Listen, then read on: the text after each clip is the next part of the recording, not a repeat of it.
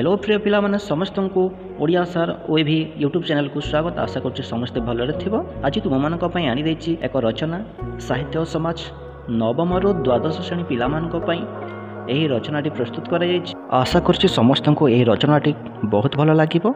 जदि भल लागे निश्चित भाव लाइक करेंगे, कमेंट रे जणाइबे केमति लागिला एवं एही चैनल को नुआ आसीथिले सब्सक्राइब कर देबे। तेबे चलो विलंब न करी आरंभ करिबा आजिर रचना साहित्य और समाज। उपक्रम साहित्य और समाज संपर्क अति निबिड़।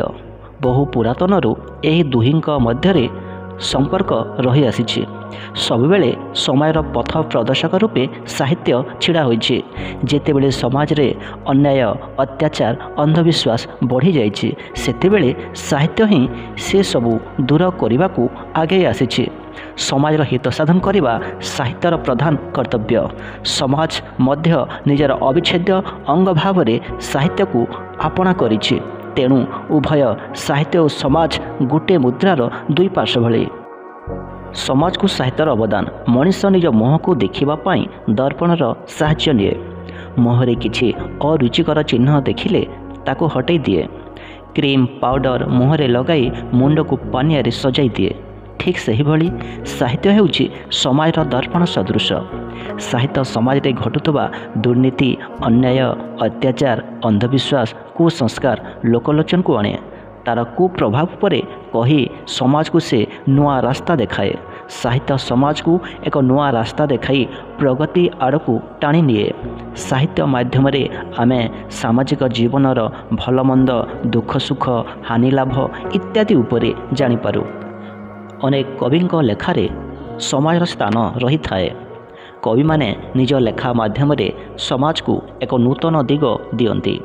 ओडिया लेखक यथा व्यासकवि फकीरमोहन सेनापति, स्वभाव कवि गंगाधर मेहेर, उत्कलमणि गोपबंधु दास, कवि सम्राट उपेन्द्र भंज परी अनेक कवि तथा लेखक निज लेखारे समाजर स्थान देइछन्ते एवं समाज को मार्जित करिछन्ते।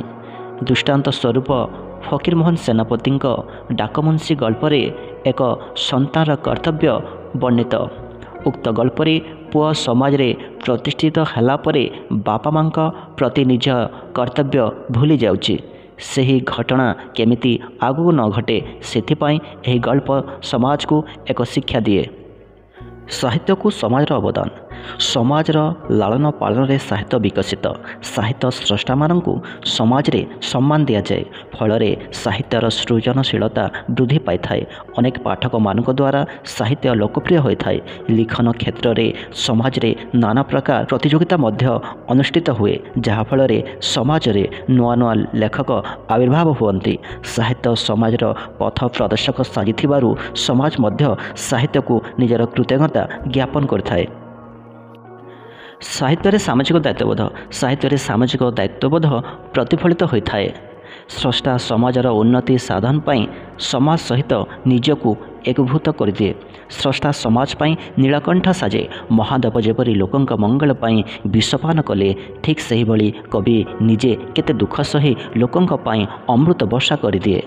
अनेक पौराणिक कहानी माध्यम रे साहित्य मनीष को एक सामाजिक दायित्व संपर्क रे शिक्षा दे थाए। श्री रामचंद्र सामाजिक दायित्व को आपणे निज पत्नी सीता को निर्वासन दंड देइथिले। एहिपरि साहित्यर अनेक काव्य, कविता, गल्प, उपन्यास रे सामाजिक दायित्वबोध प्रतिफलित हुए। समाजर कल्याण दृष्टि साहित्य त्रुटि। आमर अवहेला जो ओडिया साहित्य दिनकू दिन केते निरर्थक अश्लील लेखामान प्रकाश पाउछि।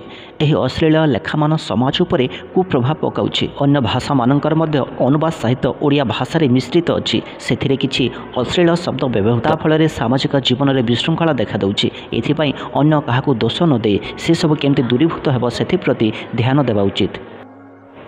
उपसंहार। जेहेतु साहित्य और समाज निबिड़ भाव जड़ित, उभयंकर समृद्धि पाई आमे काहारी को अलग करिपारिबा नाही। समयर समृद्धि पाई साहित्य दरकार एवं साहित्य समृद्धि पाई समाज दरकार। बलिष्ठ समाज और साहित्य गढ़िबारे केवल लेखकंक नुहे, समस्त जनसाधारणक मध्य गुरुत्वपूर्ण भूमिका रही। आधुनिक ओडिया साहित्य रे संस्कार आनी समाज रे परिवर्तन आनिबा समस्तंक कर्तव्य। प्रिय पिला माने आशा करछि समस्त को यही रचनाटी बहुत भल लगी। जदि भल लगी निश्चित लाइक करेंगे, कमेंट करेंगे, निज सांग मानक शेयर करेंगे। जदि चैनल को नुआ आसी सब्सक्राइब करदे। पुणी देखा आउ एक भिडियो। ସମସ୍ତଙ୍କୁ ବହୁତ ବହୁତ ଧନ୍ୟବାଦ।